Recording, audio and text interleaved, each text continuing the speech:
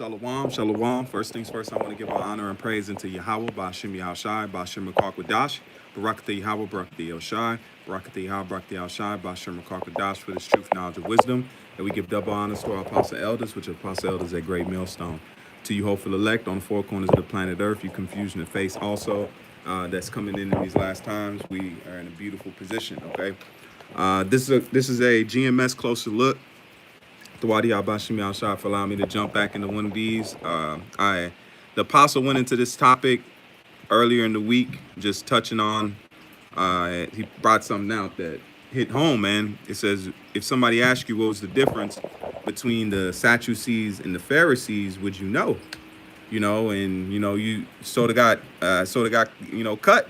Like, man, I knew. You read about them, you hear about them, but you don't really dive too deep into them, And once I started doing some research, there's a lot of similarities, but then also what happened, that the scriptures started to make a lot more sense, okay?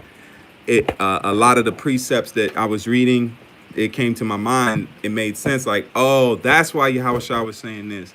That's why Yahushua was saying that. So that was a spiritual thing that happened for the spirit to put on the apostle to speak about that, and us knowing and diving into these things, because diving into these certain topics allow you to be a better person in the scriptures. It allows you to be that much better in the scriptures as a man, especially if you're out there on the highways and the byways, or if you're just studying, getting your, building your faith up. Knowing these things right here will bring a lot more light into the scriptures. So without any further ado, let's jump into it. I had up here, it's the Sadducees and then the Pharisees. So let's start out. Let's go to Wikipedia. There we go. I had it pulled up. Let's see. All right, here we go. So let's go ahead and start reading a little bit. I mean, I got it all written down, the points I want to hit, but we'll go into the Sadducees and Pharisees. I'll keep this up, and then I'll just read off of my list what I have. So the Sadducees right here, as I talk about them, I'll just move them to the forefront of the screen right here, okay? So the Sadducees, all right, the Sadducees right here, it says temple, Torah alone, upper class, no resurrection, and afterlife, supported Jewish leadership, okay?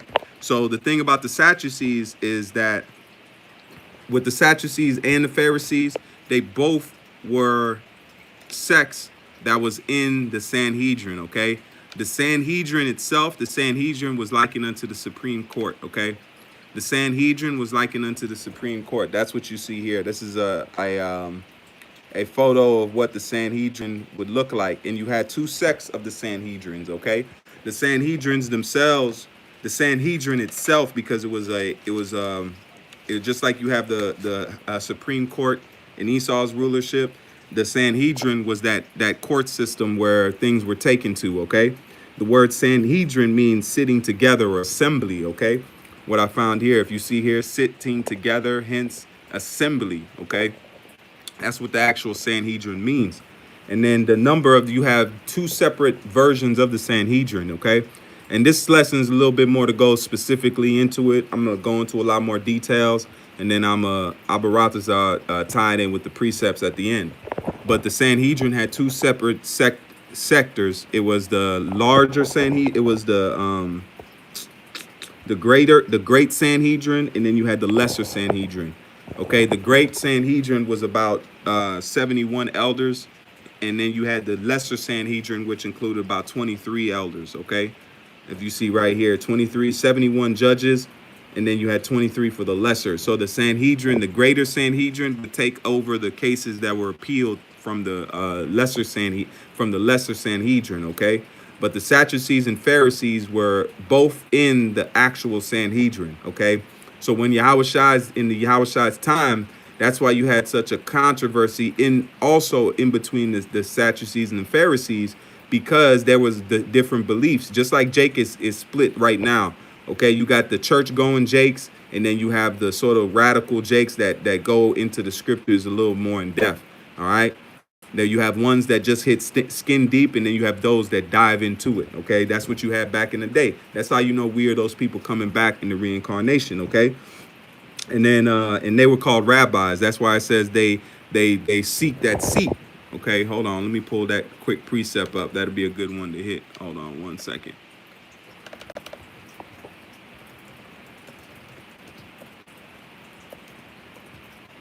This is why this scripture means. Now you can understand why Yahweh Shah said this. Okay, because who was being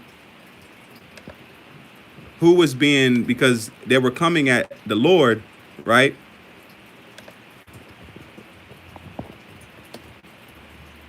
Because Yahweh Shah was shaking up the status quo.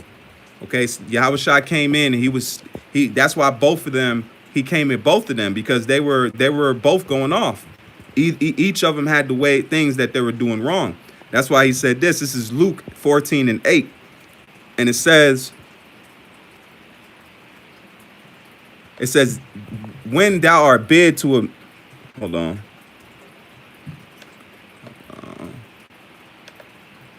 Let me see.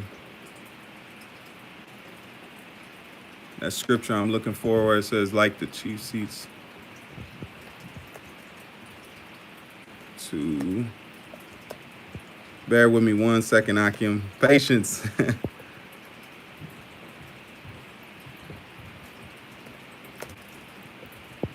All right, here we go. This is Matthew's. This is why Yahushua said this. This is why, going through this research, this GMS closer look, I started noticing things that it made more sense why Yahushua was cursing them out. This is Matthew's 23:6, and it says, in love, let me start at 5. It says, but all their works do they, let me start at 4. I want to get the whole understanding. It says, for the blind, it says, for they bind heavy burdens and grievous to be borne, and laid them on men's shoulders. All right. But they themselves would not move them with one of their fingers. So he was speaking about who? So if we look here, let's just go into the blue letter. If we go into the blue letter and see who Yahushua was talking about. This is Matthew's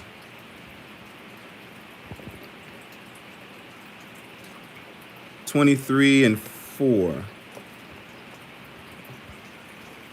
This is Matthew's 23, and let's go up to verse 2. And it says, the scribes and the Pharisees, see, the Pharisees are seated in the chair of Moses. Why were they seated? Because they were in the Sanhedrin, which Sanhedrin was that governmental body.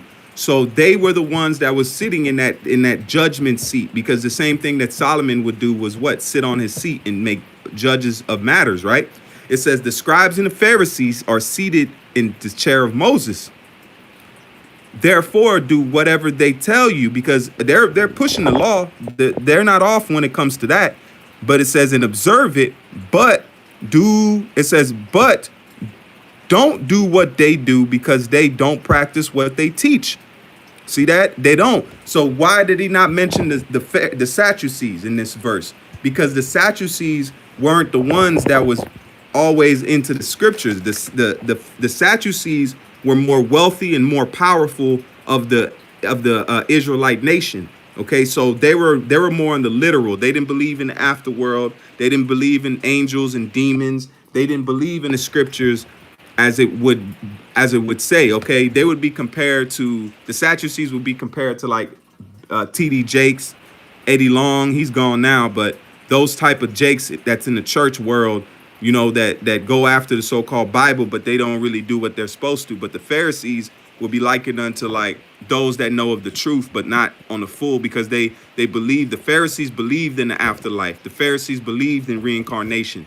Okay, but the Sadducees weren't on that level.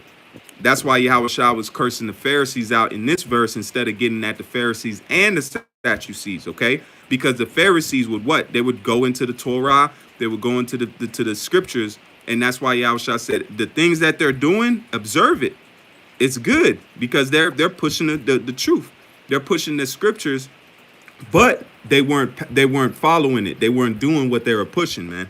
Okay, so that's why the Lord was cursing them out. It says, therefore, do whatever they tell you and observe it, but don't do what they do, because they do not practice what they teach.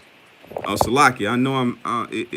Hold on. That's see, I knew something was off. The spirit wasn't having it, man. Hold on, I knew that was off. Hold on, it's in a different translation. I was doing some research earlier and I switched it, so it didn't switch back. Salakia, Akim, forgive me. Salakia. This is Matthew 23 in verse 2, and it says, saying, the scribes and the Pharisees sit in Moses' seat. All therefore whatsoever they bid you observe, that it says, bid you observe, that observe and do, but do not ye after their works, for they say and do not. For they bind heavy burdens and grievous to be borne, and lay them on men's shoulders, but they themselves would not move them with one of their fingers, because they were in that power seat. They were in the Sanhedrin, which was a collective of the Sanhedrin, or the Pharisees and the Sadducees. So the Pharisees was in that seat, but the Pharisees had the support of the people. Okay, the Sadducees pretty much just had the backing. They were the money backers. Okay. Just like now it takes money to run a campaign. Okay, some of the Pharisees got in there off clout. The Sadducees got in there off their pocketbook. They were well off in Israel. Okay, they were the ones that had land and cattle, and they had different power. They could promote themselves more just because of that wealth. That's why it says money is a defense. All right, and it says then spake. Let's jump down to verse 4. Verse 5, Salakia, but all their works they do for to be seen of men. They make broad their phylacteries and enlarge the borders of their garments, and love the uppermost rooms at feast and chief seats in the synagogue, and greetings in the markets, and to be called men, rabbi. So that jumps right back right here, because the Sanhedrin, they were called what? When they were called leaders, but they were also called what? Rabbis. The elders in the 71, the 23, which was the lesser Sanhedrin, and then you had the greater Sanhedrin, which were all elders, but each of them were known as what? Rabbis. So that's why Yahushua was saying rabbi, because that was their official title once they were in that Sanhedrin. Okay. So that's why it means so much information comes out, and you can see the more vivid picture once you know this information, man. Which it sort of helped me a little bit more on knowing different precepts and why they were said. This is a different type of version lesson, man. I know I don't usually go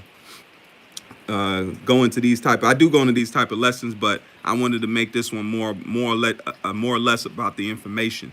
Let the information shine through. All right, so let's jump back into here. The point was made. So, and then check this out. I'm a little sneak peek I'm gonna give y'all, brothers. Let's jump down here. It says, in general usage, the Sanhedrin without qualified normally refers to great Sanhedrin, which composed of the Nasi, right, who functioned as head or presenting president, right? And we always speak about Nas, right? How we say Nas the rapper is a Israelite, right? Do you know that his name is actually Nasir bin Olu Dara Jones? So his word Nasi goes back to the Hebrew word for president or king or prince. It goes back to that that dialect, meaning what? It goes back to that when they called that seat in the Sanhedrin, what? Nasi. So that's not a coincidence, man. Nasir. All they did was put an R at the end of it when he was naming them. You had Nasir, and then you have Nasi. Nazi. All right. So function as prince. It says whose function as head or representative presidents, which was the member of the court. Okay. And it says, then you had the second in command, which was the Av Belt Din. And this is that Yiddish, but like it says, for the sake of edification, we just using their words, man. So I seen this, and the first thing came to my Nas was Nas. What came to my mind was Nas, because that song, he called him name Nazia. And I was born, and his father was in the background in the chorus, man. So that's spiritual. That shows that's a spirit. That's another tie that Nas would be an Israelite. Okay. So let's jump back into the Sadducees and the Pharisees. All right. Let me see if there's anything else written down. Yeah, the Sadducees, they rejected resurrection, afterlife, and no spirit world. And then it's spirit because the Sadducees ended in 70 AD. Once the Romans put an end to the Jewish state or the Jewish nation or the Jewish land, or when they entered the temple, then the Sadducees were done away with. So they didn't need them anymore. So that's what's going to happen to you, the sellouts that happen today.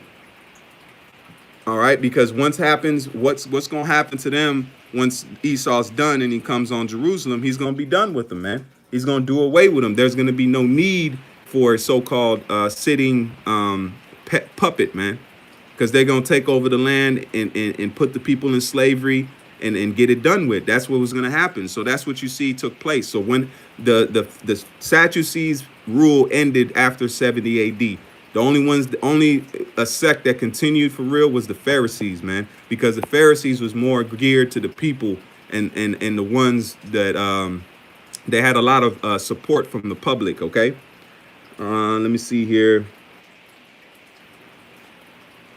So yeah, both there were more religious conservatives, interpreted the words of the Most High literally. All right, so the Sadducees weren't spiritual at all, man. Just like you see now, a lot of these guys that are well off in the society today, they're the ones that you try to teach them about the truth, they won't believe you. They're the ones that'll go to church and put about $500 in the collection plate and feel that they're righteous because of the status of their in society, man. That's what they were doing back in the ancient world. So they came back into reincarnation and came into some money, and they came into that same type of mentality. All right. So we would, and then the Pharisees was more or less like the poor, the ones that didn't have that much representation on that higher level. But like I said, they had more respect of the people. All right. That's why the Pharisees were trying to get at Yahushua and would try to trick them up with the scriptures, because they actually went into reincarnation and went into the angels and the demons. So they went into that. That's how they were that's why they dealt with Yahushua so much. You would hear about the Pharisees. You didn't hear about the Sadducees. When the Sadducees came into play was when the Yahushua was starting to bring a lot of animosity between the Roman Empire, because the Sadducees didn't want to lose that spot. So they said, look, we got to they weren't worried about Yahushua when it was just dealing with the Pharisees, because they didn't have no problem with Yahushua. But when they had a problem with Yahushua was when he was a danger to their status with Rome, man. That's why they're the ones that brought him to the Roman Empire. The Sadducees were the main driving force behind that, man, because they had the clout to take him to Rome. You know, they dealt with him on that political money type level, man. All right. This is the book of 2 Peter. I'm gonna get these precepts and then we're gonna close out, because I think I hope, you know, if you Akim were edified and I hope you learn more and go into it, man. The apostle is right. These are things that we should know and be able to answer once we're questioned about, man. That's why it says we must defend the gospel, man. All right, hold on one second. Now the internet wants to mess up, man. All right, this is 2 Peter 1 and verse 16. It says, for we have not followed cunningly devised fables when we made known unto you the power and the coming of our Lord Yahushua Mashiach, but were eyewitnesses of his majesty. Why I read this scripture is to say, look, because the Pharisees, they also believed in what? Oral law. That's another speed bump that Yahushua had to deal with the Pharisees, because they believed in that oral law, okay, or more, yep, in the traditions equal to the word of the Most High. That's why they try to catch them up on the about the disciples washing their hands, and Yahushua cut them. He said that's a law from you. That's not in the law, man, because the Pharisees try to tie that oral law and make it the words of the Most High. So that's why Yahushua had to tighten it up, man. Yahushua, that's why it said that he was going to be a stone of stumbling, man. He was going to be that stone of stumbling, because he was making ripples in the water, man, with both sects. That's why he was coming to be that rock of offense. How is he offending them? Because the Pharisees were tied into that oral law that, oh, you got to wash your hands and put away your wife by bill of divorce. Yahushua said, no, that's not how so. Moses did that to please you in the wilderness, but it says, look, that's you can't divorce that woman, man. All right, that's why Yahushua was putting everything. Yahushua became that guideline. He put everything back into whack. He aligned everything, just like a car is out of alignment. Okay, the whole nation was out of alignment, and Yahushua became that aligner. He aligned everything back to where it needs to be. Let me get that. Let me get that real quick.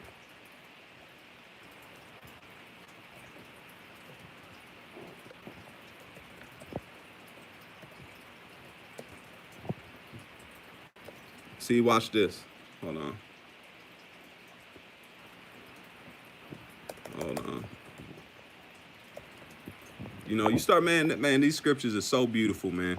The Lord alignment, it means what? Arrangement or straight line or in correction or appropriate relative position. Position of agreement or alliance. Alignment. So when you align something, that means you put it back where it needs to be. So Yahushua was putting the nation back where it needed to be.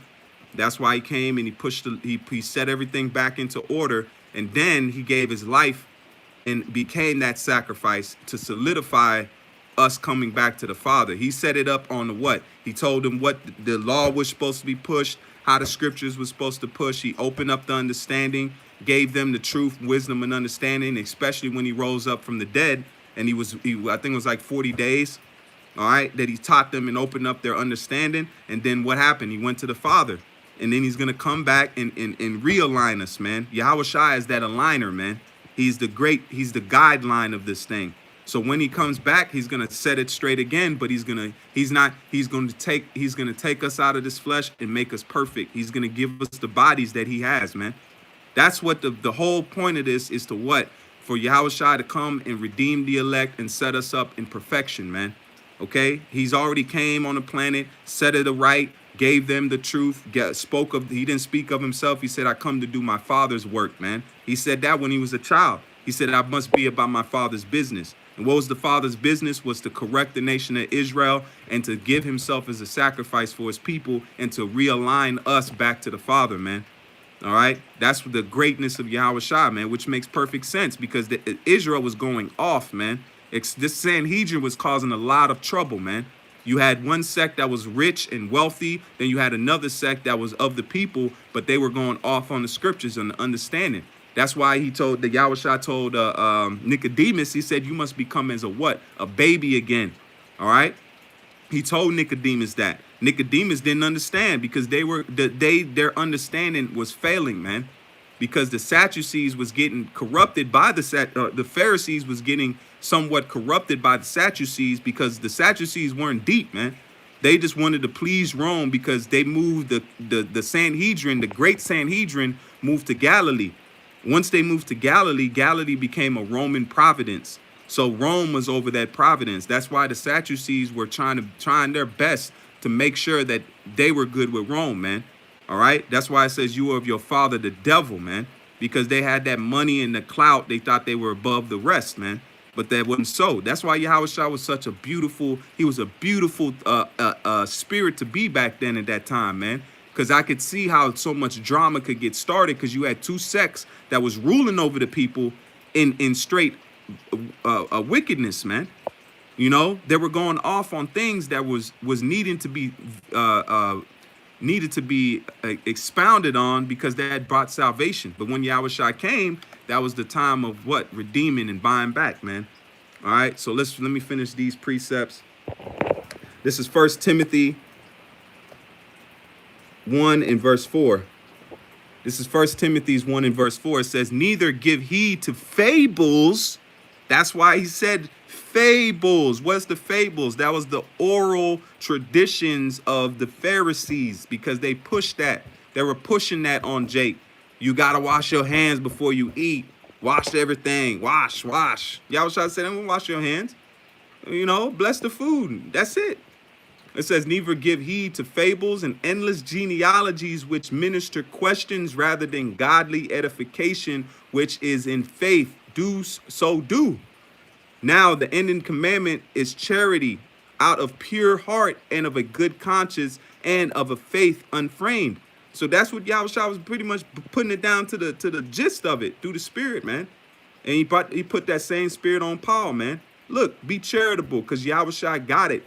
Once Yahushua gave himself, we're not. That's why it says we're under grace, but we're not gonna make the grace a card to go off. No, but the main point is get Yahushua, man. Believe on Yahushua, and everything else will fall into place, man. That's pretty much what they were saying. Build yourself up in Yahushua, and then that's what we go off of, because salvation was being confused. They didn't know if they needed to be a Sanhedrin or Pharisee, this doctrine, that doctrine. That's why Yahushua was being such a rock of offense, because he was drawing men unto him. That's why when they started to see Yahushua was getting a lot of clout, he was getting a lot of play amongst the people, that was messing with the Pharisees, because that was the Pharisees' role, was to be loved by the people, and the people were attaining to Yahushua, man. The Sadducees didn't care until Yahushua started making ripples with Rome, man. Okay? When he started growing and his numbers started growing, and it started to make problems. So the Sadducees say, hey, he got to go, man. Okay? Makes perfect sense, man. This is Mark 7 and 8. It says Mark 7 and verse 8. It says for laying aside the commandments of Yahweh, this is what they were doing. Ye hold the traditions of men as the writings of the pots and cups. It says, as the washing of pots and cups, and many other such like things ye do. So he was cutting them. He said, man, you worshiping traditions of men. That's not in the law, because it says where there is no law, there is no sin. So they were bounding sin unto men where they needed not bound that, man. Okay. And it says, for as he said unto them, full well ye reject commandments of the Most High, that ye may keep your own traditions. And that was the Pharisees, man. The Pharisees were the ones that was on oral traditions as the word of the Most High, man, which was not so. So with that, I want to give all praise and honor unto Yahweh, Ba'ashem Yahushai, Ba'ashem Kokwadash, Barakatha Yahweh, Barakatha Yahushai, Barakatha Yahweh, Barakatha Yahushai, Ba'ashem Kokwadash, for this truth, knowledge, and wisdom. And Thawadi Yahweh, Ba'ashem Yahushai, for allowing me to do this lesson. Lord willing, it was edifying. And like it says, this is something I'm going to dive into. This is just the iceberg. I got the logistics on everything, and we're going to move forward from there, man. So, Lord willing, like it says, it was edifying. And to the next time, all praise to Yahweh, Ba'ashem Yahushai, Ba'ashem Kokwadash. Shalom. Keep faith.